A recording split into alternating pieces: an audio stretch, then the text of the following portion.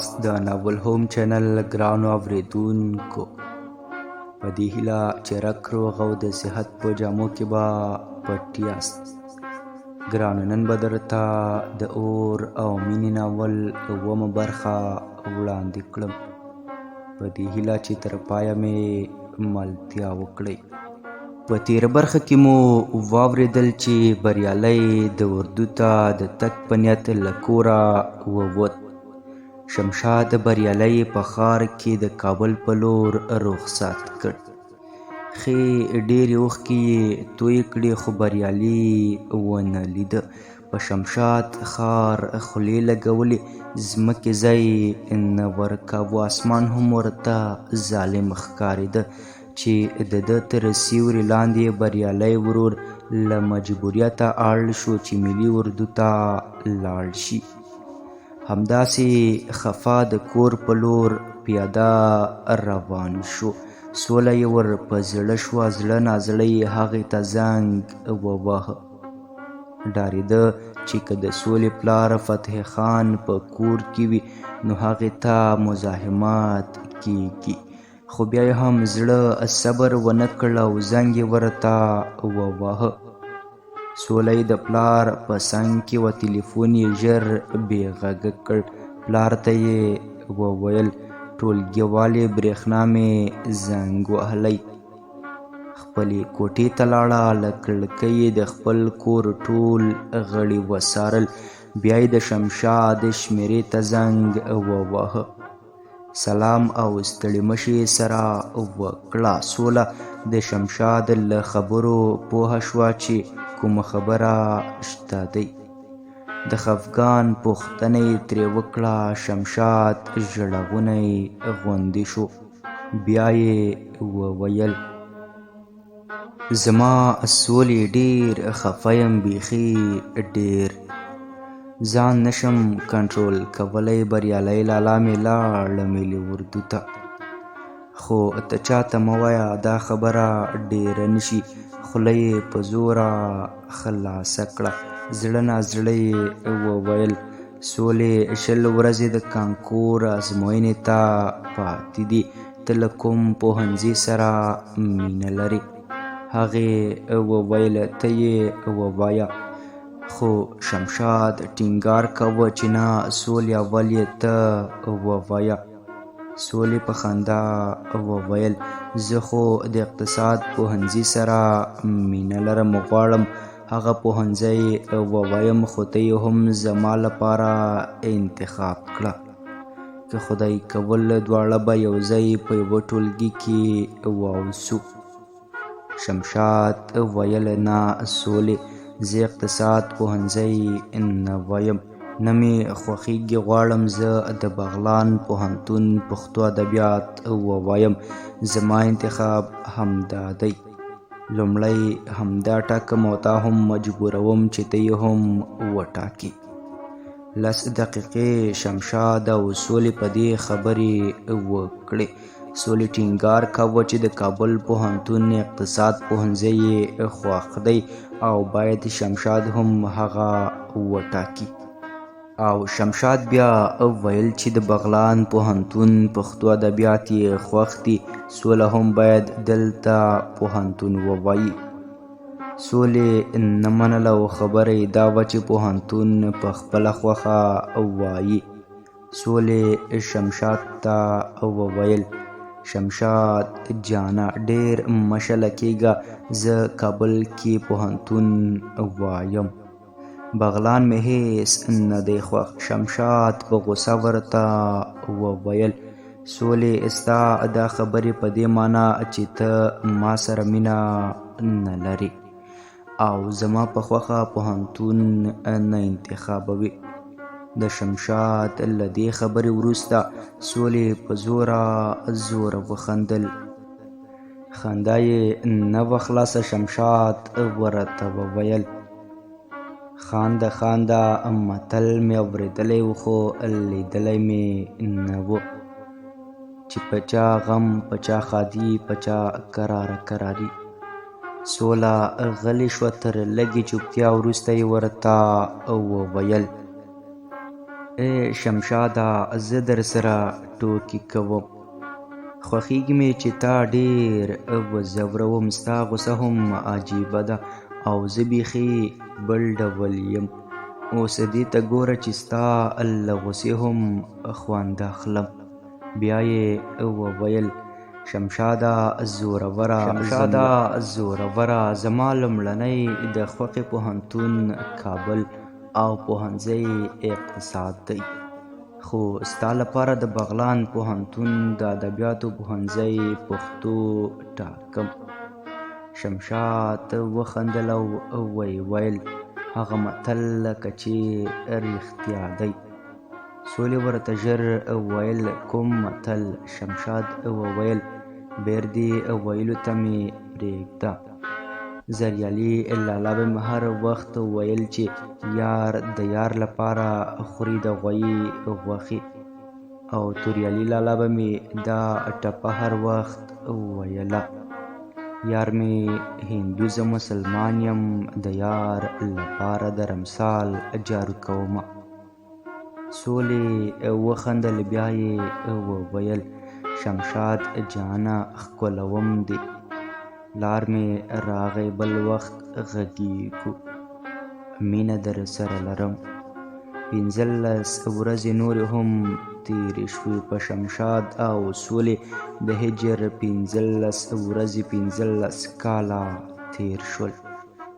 یو بل یې ډېر یادېدل، د خلکو خبرې، ټولنیزې ستونزې، ناوړه دودونه، د شمشاد او سولې چوپتیا او کم جرات هغه څه وو چې دوی یې دې ته اړ کړي وو چې په یوه کلي کې په اونیو یو د بل دیدن ونه کړي. سولې د شمشاد د نه شتون درد په زړه کې دننه تېراوه. هېڅوک یې د باور نه و چې د دې اړیکې یې خبر کړی وی. بله ورځ د کانکور ازموینې کارتونه وویشل شول. دواړه په یوه ورځ ورغلي وو چې کارتونه ترلاسه کړي. د شمشاد او سولې دعا خدای قبوله کړې وه او د دواړو ID سره ډېر کم توپیر درلود او په یوه ټولګي کې ازموینه شوه. تر څو چې ازموینه پیل کېده ځینو نجونو او هلکانو هڅه کوله چې د تلیفون په ګوګل کې څه زده کړي. ځینو نورو بیا یو له بل سره مشورې کولې و. هغوی چې ازموینې ته یې چمتووالی نه و نیولی نورو تکړه نجونو او هلکانو ته یې غاړې پټې کولې چې بیا به موږ ته نقل راکوي. که چیرې د ازموینې فورم مو یو و، ځینو ژمنې کولې او ځینو نور په خپل غم کې ډوب و. له وړاندې ازموینې پرې اغېز کړی و، خو شمشاد او سولې ته په مړه خېټه د یوه بل دیدن، د زړه رازونه سره شریکول بیا یو کانکور نسل کانکوره و. یو بل ته یې په ځیر کتل. ازموینه یې بیخي هیره وه. د سولې خوا او شا نور هلکان او نجونې ناستې وې، خو شمشاد او سولې نورو ناستو ته د ړندو په سترګه کتل. هو رښتیا هم هغوی ړانده وو. سترګو یې دید درلوده، هر څه یې لیدل، خو د خپلې ازموینې په غم کې دومره ډوب و چې سوله او شمشاد لا د چا په یاد نه و. سولې په ځیر شمشاد ته کتل، په هغه یې سترګې ګنډلې وې. بیا شمشاد ته په شونډو کې مسکی شوه.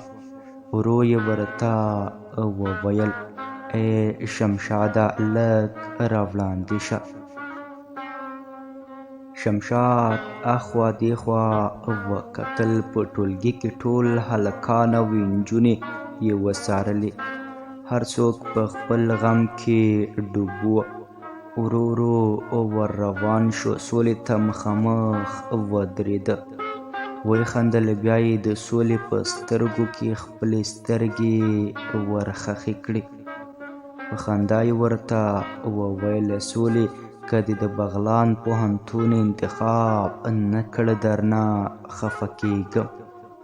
سولې خپلې شونډې خلاصې کړې خو خبرې یې شمشاد ورپرې کړې. د شمشاد خوله له خندا ډکه وه. بیا یې سولې ته وویل ای لیونۍ ته څه خبره یې؟ سولې خپله لاندنۍ شونډه په غاښ کړه. د سولې یو عادت دا و چې د حیرانېدو په وخت کې به یې خپله لاندنۍ شونډه په غاښو کې نیوله. دا ځل یې هم همدا چل وکړ. بیا یې وویل نه شمشاد جانه ته یې چې راته ونه وایې څه فالبینه خو نه یم چې خپله پوه شم. شمشاد د سولې سرو غومبورو ته وکتل. د هغې د بادامي سترګو په نینګک کې خپله څېره وکتله. شین شو، په خندا شو. بیا یې وویل توریالی لالا دې خدای وبخي. بریالی لالا لاړ او له خیره یوه نیمه میاشت وروسته د نومیالي لالا واده کوو. ویې خندل. بیا یې سولې ته وویل سولې ته خو به واده ته له خیره راځې که نه؟ سولې سر وخوځاوه او د سر په ښورولو یې د هو ځواب ورکړ. سوله حیرانه شوه او ویې ویل شمشاده څنګه دې دا پوښتنه وکړه؟ شمشاد وویل هسې سولې هېڅ کومه خبره نه وه. سولې لږ خپل تندی تریو کړ. شمشاد ته یې وکتل او ویې ویل شمشاده زه در باندې څومره ډېر باور لرم او ته رانه اوښان په بډه وهې. ما نه خبرې پټوې. زه درته پردی ښکارم او که دې د زړه د نړۍ خبرې ما سره نه شریکوې. شمشاد وویل سولې جانې ته هم د پخوا په څېر له قهره ډکه یې. ژر ژر مه غوسه کېږه که نه نو شمشاد هم درته غوسه کېږي. د شمشاد په خوی خو بلده یې. سولې وخندل. بیا یې شمشاد ته وویل ای له ما خبره مه پټوه. د نومیالي واده ته چې زه درشم کومه خبره خو به نه وي. شمشاد یو قدم نور هم سولې ته ورنږدې شو. بیا یې ورته وویل سولې متل مې اورېدل چې د زړه خبره په خوله خبره، خو ته رښتیا په زړه هم پوهېږې. بیا یې وویل سولې جانې نومیالی لالا چې له خیره واده وکړي بیا له خیره زما نوبت دی. عادي اورونه به ما ته ریباري پیل کوي، خو زه له خیره تا ته ریباران درلیږم او لیمې ورېندارې ته وایم. بیا یې وویل سولې لیمې ورېندار ته مې ویل چې زه مین یم، خو ستا نوم او ستا په اړه مې نه دي ورته ویلي. سولې وخندل او ویې ویل شمشاده تا لکه چې ډول غاړې کې اچولی او ډنګوي چې سوله په ما او زه په سولې مین یم. شمشاد وخندل او ویې ویل نه نو تا ته دې خدای خبره نه درې کوي. بیا یې په خندا کې سولې ته وویل سولې له خبرې کوچ باسي، هره خبره ډېره شاربي. هغې ښه کړل، خو شمشاد د سولې خبرې ور پرې کړې او ویې ویل سولې که واده ته راغلې ناوې ورېندارې لیمې ته دې ورښیم چې دغه سوله ده او زه پرې مین یم. سوله یوه شېبه په خپله چوکۍ کې غلې کېناسته، فکرونه یې پیل کړل. د سولې فکرونه لا نه وه خلاص چې استادان ټولګي ته راننوتل. شمشاد غټ غټ قدمونه واخیستل او ژر یې خپله چوکۍ کې کېناسته. بیا یې مخ سولې خواته ورواړوه او ویې ویل: سولې د بغلان پوهنتون د پښتو ادبیاتو پوهنځی دې باید اول انتخاب وي. د ټولو نجونو او هلکانو زړونه درزېدل. پرته له استادانو په ټولګي کې ناستو نجونو او هلکانو هېڅ غږ نه کاوه. ټولو ساه هم په زوره نه ویسته. آن د شمشاد د لاسي ساعته ټکا 3 متره لرې په ټولګي کې سولې اورېده. ټولو په استادانو سترګې ګنډلې وې او نیغ نیغ یې ورته کتل. ازموینه پیل شوه. شمشاد او سولې ډېرې پوښتنې حل کړې ځکه چمتووالی یې ډېر نیولی و. دواړو رڼې ورځې او تورې شپې د کانکور ازموینې په چمتووالي بېګا او سبا کړې وې.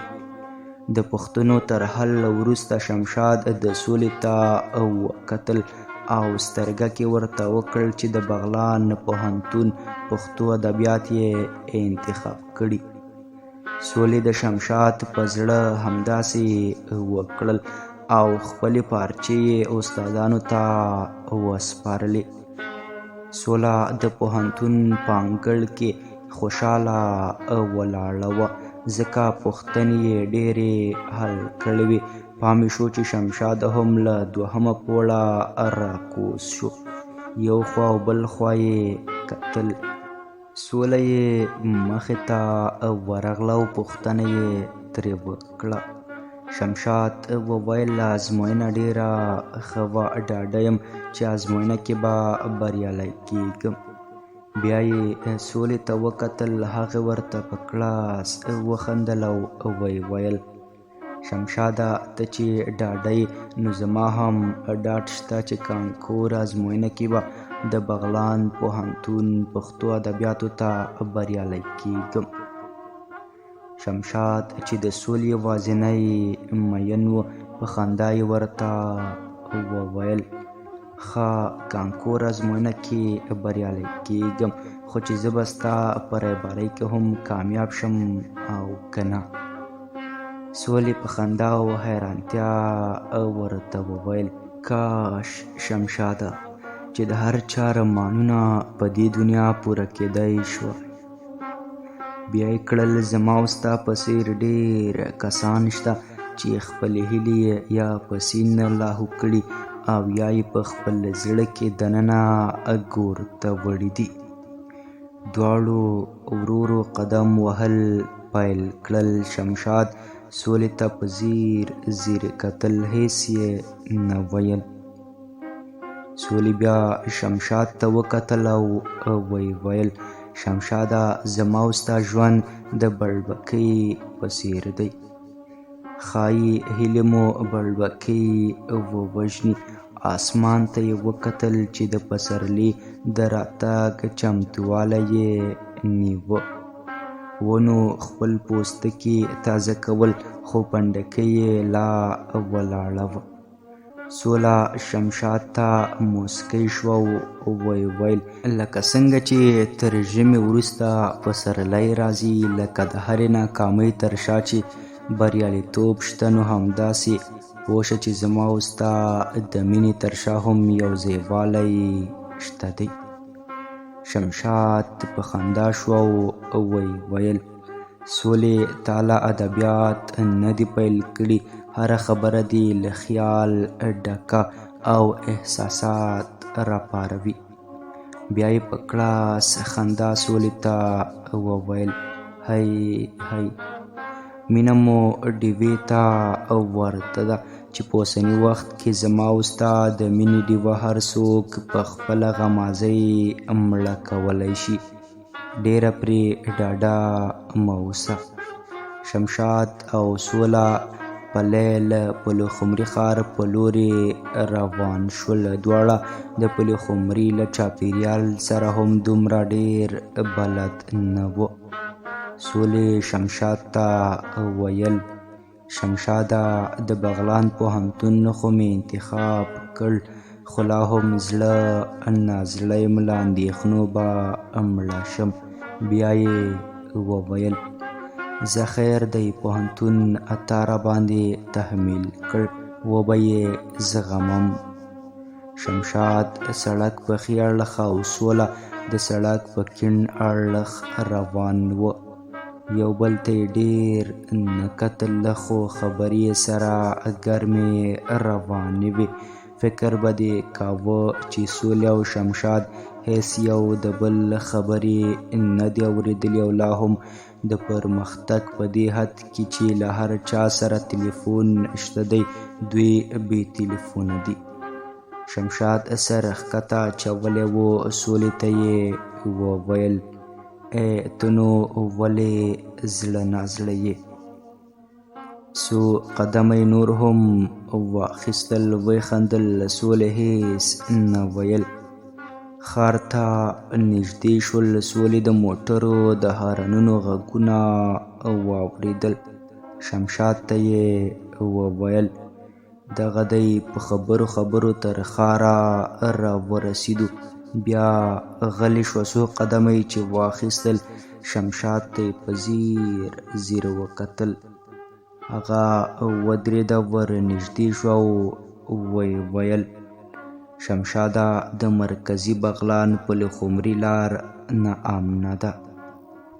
تاوتریخوالی پکې زیات دی. زړه د همدې لپاره خورم چې که پوهنتون دلته پیل کړم کله کله به د جګړو له امله اړ کېږم چې پوهنتون ته رانشم. او ته خو ښایي دلته به کومه کوټه ځان ته ونیسي. سوله او شمشاد په پل خمري ښار کې د مرکزي بغلان اډې ته ورسېدل. د سولې د ښوونځي د دورې ټولګیواله برېښنا هلته د سولې په تمه وه څو په ګډه تر مرکزي بغلانه په یوه موټر کې ولاړ شي.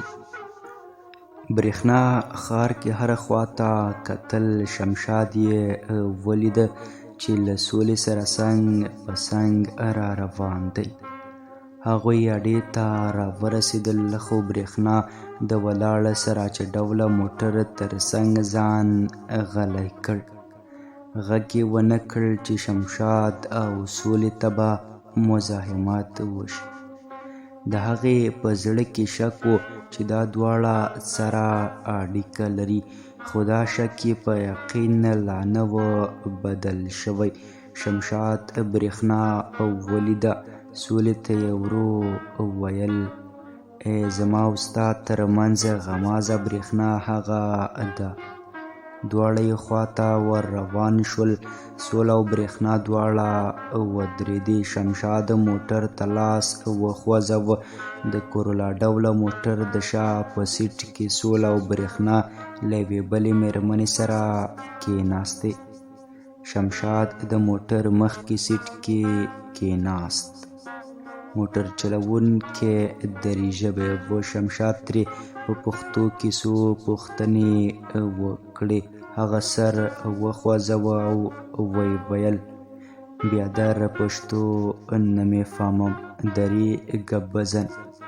شمشاد ورته نور هېڅ ونه ویل. غلی په چوکۍ کې کېناسته. برېښنا د موټر په شا سیټ کې هغې بلې مېرمنې ته وکتل. زړه یې وړاندې او بېرته کړ. بیا یې ورته وویل خورې تا هم ازموینه درلوده؟ هغې د سر په خوځولو پوه کړه چې نه. 2-3 کیلومتره نور هم موټر مزل وکړ. بیا سولې ورته وویل خورې کور مو دلته دی؟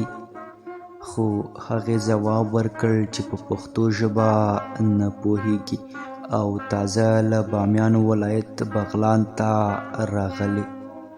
موټر ډېر تیز روان و. ونې او کورونه د سولې له سترګو داسې تېرېدل لکه موټر چې ولاړ او کورونه روان وي. برېښنا ډاډه شوه چې موټر چلوونکی او بله ناسته مېرمن په موټر کې په پښتو ژبه باندې نه پوهېږي. ویې خندل او ویې ویل شمشاده ته خو امیر د سیټي بیا یې وویل خدای دې زموږ له سولې سره خوشحاله لره. تر څو چې شمشاد خبر کوله سولې په غوسه برېښنا ته وکتل او ویل برېښنا څه ګډې وډې وایي، موږ یو له بل سره څه اړیکه لرو، زړه کې دې څه دي؟ شمشاد سولې او برېښنا ته وکتل، هېڅ یې ونه ویل. موټر حسن خیلو سیمو ته ورسېد.